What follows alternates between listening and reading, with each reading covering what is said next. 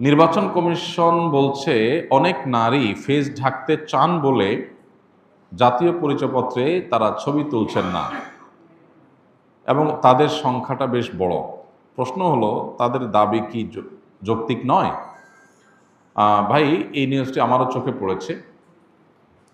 অনেক মহিলা, লক্ষ লক্ষ মহিলা সারা দেশে যারা ফেস ঢেকে থাকেন, তাদের মুখাবয়ব পরপুরুষের সামনে প্রদর্শন করেন না পর্দার বিধান রক্ষার খাতিরে। এখন তারা যদি কেউ বলেন যে আমরা জাতীয় পরিচয়পত্র এনআইডি এটা করতে চাই কিন্তু আমাদের ফেস দেখাতে চাই না, তাহলে এখন তাদেরকে যেটা করা হচ্ছে, আমি যতটুকু জানি, তাদেরকে বলা হচ্ছে ঠিক আছে, না ফেস না দেখাইলে আপনার এনআইডি হবে না। এনআইডি না হওয়ার কারণে তিনি ভোট দিতে পারবেন না।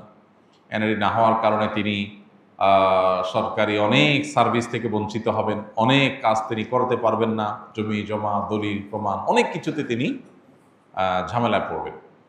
তো এই যে একটা ব্যাপার, এই ব্যাপারটা নিয়ে আমার মনে হয় না আমাদের সমাজে যারা সুশীল দাবি করেন তারা পজিটিভলি কখনো ভাবেন। অথচ চিত্রটা যদি উল্টা হতো, আমরা সে আলাপ পরে আসতেছি যে এটা দাবিটা যৌক্তিক না অযৌক্তিক, এই বোনদের, আমাদের এই মহিলাদের। এখানে যদি চিত্রটা উল্টা হতো যে অন্য কোনো সংখ্যালঘু, অন্য কোনো ধর্মের মানুষ যারা সংখ্যায় কম এদেশে, তাদের কারোর ধর্মীয় কারণে তারা ছবি তুলতে চাচ্ছেন না, তাদের ধর্মের নিষেধ, এই জায়গা থেকে তারা এটা করতে চাচ্ছেন না, এরকম যদি হতো তাহলে সেক্ষেত্রে কি হতো? সেক্ষেত্রে আমাদের সুশীলটা দেখা যেত এটার সপক্ষে বিরাট বড় আন্দোলন তারা গড়ে তুলতেন যে ধর্মীয় অধিকার রক্ষা করতে হবে সংখ্যালঘুদের, অতএব তাদের অধিকার রক্ষা করার জন্য তাদের জন্য ছবি ছাড়া এনআইডি করার সিস্টেম চালু করা হোক, এরকম ব্যবস্থা রাখা হোক যে তারাও যেন বঞ্চিত না হয়। তিনি তার ধর্ম পালন করতে চাইবেন, সেটা সেই চাওয়া পূরণ করা উচিত, এটা তার সাংবিধানিক অধিকার। এখন আপনি তাকে বলবেন হয় তুমি এনআইডি কার্ডের ছবি তোলো, এনআইডি কার্ড নাও, আর নাহলে তোমার ধর্ম চর্চা ছাড়ো, তো আপনি এটা করতে পারেন না। এই অধিকারের কথাটা সেখানে উত্তর, কিন্তু এখন উল্টা তারা মাসআলা বলতেছে। মাসআলা যেখানে আলেমদের বলার কথা, এখন তারা মাসআলা বলতেছে, বলে যে না এনআইডি কার্ডের জন্য ছবি তোলা তো জায়েজ আছে, আপনারা কেন ঝামেলা করেন। ওনারা এখন মুফতি হয়ে গেছে। যারা এখানে মাসআলা দিতে আসছেন, ওনারা আসলে মাসআলা দিতে আসেন নাই, ওনারা মূলত মুসলিম নারীর ধর্মীয় অধিকার, এটা থেকে তাদেরকে বঞ্চিত করতে আসছেন। এই মানুষগুলাই সুশীল সাজেন, এটা হলো সবচেয়ে দুঃখজনক বিষয়। লক্ষ লক্ষ নারী, লক্ষ লক্ষ নারী এদেশে তারা তাদের ফেস ঢাকেন, পরপুরুষের সামনে ফেস দেখান না। একটা রাষ্ট্রের লক্ষ লক্ষ মানুষ, অগণিত মানুষ, বিপুল সংখ্যক মানুষ, তারা তাদের ধর্মীয় চিন্তাধারা থেকে, ধর্মীয় বিশ্বাস থেকে যে কাজটি করেন সেটাকে রেসপেক্ট দেখানো রাষ্ট্রের কর্তব্য। যদি সেটা রাষ্ট্র না করে তাহলে তাদের ধর্মীয় অধিকার, ধর্মীয় স্বাধীনতা, তাদের ধর্মীয় যে সংস্কৃতি আছে সেটার প্রতি শ্রদ্ধা দেখানো হলো না।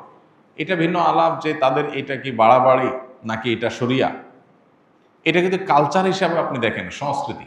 এদেশের অনেক লক্ষ লক্ষ মেয়েরা তারা যুগ যুগ ধরে এই সংস্কৃতি ধারণ করে আসছেন, তারা ফেস ঢাকেন, পরপুরুষ সামনে ফেস দেখান না।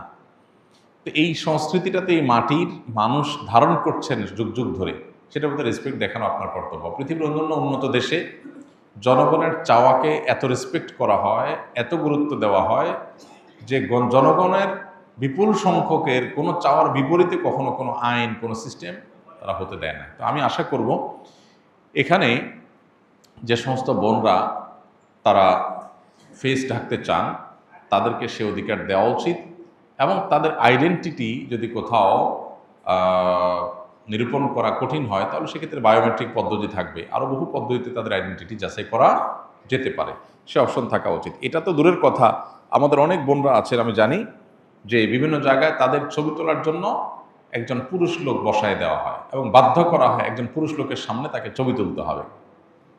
এটা কিভাবে গ্রহণযোগ্য হতে পারে?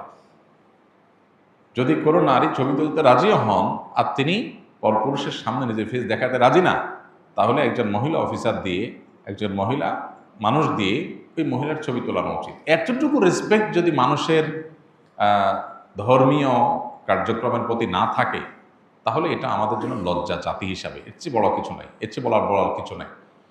দুর্ভাগ্যজনক যে অনেক জায়গাতেই এই সংবাদগুলো আমরা শুনতে পাচ্ছি যে অনেক মেয়েরা তারা ছবি তুলতে রাজি, কিন্তু পরপুরুষের সামনে তুলবেন না, কিন্তু তাদেরকে বাধ্য করা হয়, এছাড়া অপশন নেই।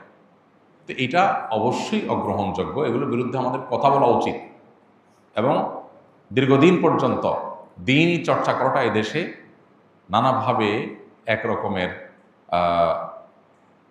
অপরাধের মতো এটাকে দেখা হয়েছে, একটা বিমাতাসুলভ আচরণ করা হয়েছে। এই আচরণ যদি চলতে থাকে তাহলে সমাজের বিপুল সংখ্যক মানুষকে আপনি যদি আপন করতে না পারেন বা তাদের হতে না পারেন, তাদের আবেগ অনুভূতি এবং ধর্মকে যদি আপনি রেসপেক্ট করতে না পারেন, তাহলে কীভাবে একটা রাষ্ট্রকে আপনি এগিয়ে নিয়ে যেতে পারবেন? এটা কোনোদিনই সম্ভব না। এই আলাপ যদি আমরা উঠে অনেক লম্বা সময়ের ব্যাপার যে মেয়েরা এনআইডি কার্ডের জন্য ছবি তুলতে পারবে কিনা, জায়েজ আছে কিনা যদি বলেন, তো জায়েজ নিয়ে অনেক ওলামাদের মতে জায়েজ আছে, সেটা আমরা অবশ্যই বলতে পারবো। অনেক ওলামা একরাম বলেছেন আইডেন্টিটির জন্য এটা দরকার হলে নিরুপায় হলে জায়েজ আছে। কিন্তু কেউ যদি না তুলতে চান, না তুলে সুবিধা নিতে চান এবং সেই সুবিধা দেওয়ার যদি স্কোপ থাকে, তাহলে তার সেটাকে রেসপেক্টও করতে হবে। এ ব্যাপারে কোনো আলেমের কোনো দ্বিমত নেই। তো আমরা জায়েজ হওয়ার মতটাকে নিয়ে আমাদের সুবিধা মতো মাসআলা নিলাম, আর বোনদের ধর্মীয় অনুভূতিকে আমি রেসপেক্ট করলাম না, এটা জায়েজ নেই। মেয়েদের জন্য ফেস ঢাকাটা এটা পর্দার অংশ, এটাই হলো সারা বিশ্বের বেশিরভাগ ইমামদের মত এবং সমকালীন বিশ্বের সবচেয়ে বেশিরভাগ ইমামদের মত, এবং এটাই হলো সবচেয়ে বেশি নিরাপদ মত। অতএব এরপরে কোনো সন্দেহ নেই যে ফেস মেয়েদের ঢাকাটাই হলো পর্দার অন্তর্ভুক্ত। যারা ফেস খোলাকে জায়েজ বলেন অনেক আলেম আছেন, তাদের সংখ্যা আজকে পৃথিবীতে বিভিন্ন দেশে যদি আপনি তুলনা করেন তাহলে দেখবেন অনেক কম। উল্লেখযোগ্য যারা আছে, সৌদি আরবের সব ওলামা একরাম প্রায় একমত, বাংলাদেশের সব ওলামা একরাম প্রায় একমত, মিডিল ইস্ট এবং সাবকন্টিনেন্ট যদি প্রায় একমত হয়, আর খুব বেশি থাকে না। এটা একটা গুরুত্বপূর্ণ বিষয়। আমি আশা করব যে তাদের বায়োমেট্রিক উপায়ে বা নানাভাবে তাদের আইডেন্টিটি এটা যদি নিরূপণ করা হয়, তাদেরকে নাগরিকত্বের সুযোগ সুবিধা থেকে বঞ্চিত করা, এটা তাদের অধিকার ক্ষুণ্ণ করা ছাড়া কিছুই নয়।